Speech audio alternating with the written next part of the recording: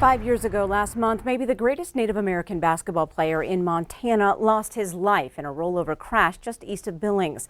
Elvis Oldbull, a true legend, especially in Lodge Grass, where they're naming a day to celebrate him.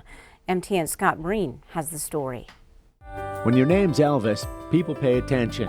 When your name's Elvis Oldbull, the basketball world hits pause, and not just in Montana. I mean, you could literally go somewhere and talk about Lodge Grass, and someone would say, "Oh, hey, do you know Elvis?" And oddly enough, many times you'd be across the U.S. somewhere, and someone would bring up his name. Once they knew that you were Crow Indian or from the Crow Reservation, someone would say, "Oh, I heard about Elvis. Is this guy, this and that?"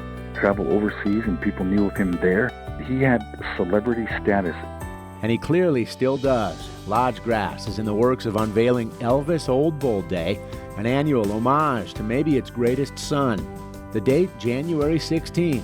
Albert Grovon is leading the charge. The reason why we kind of selected that date is that that's going to be the last time that the Lodge Grass Indians and the Hardin Bulldogs will be playing each other for a number of years. So understanding that Hardin had some outstanding and great players as well in the past, and we kind of want to also remember a few of them that are no longer with us as well.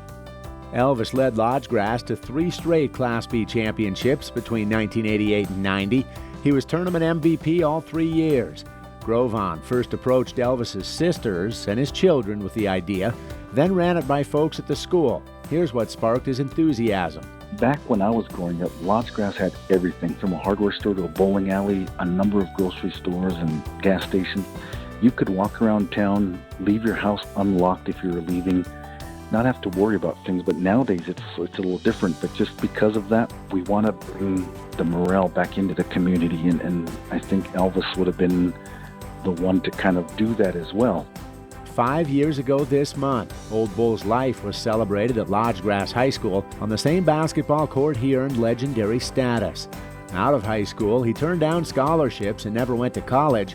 But the day now designed to tribute Elvis Oldbull may end up his greatest assist. We would like to do a scholarship, depending on what kind of funds we'll get and monies we get from now until the end of school year. We want to try to split it so both a female and a male can be nominated for a scholarship. And then we're going to leave it probably to his immediate family to make the decision on who receives a scholarship or scholarships.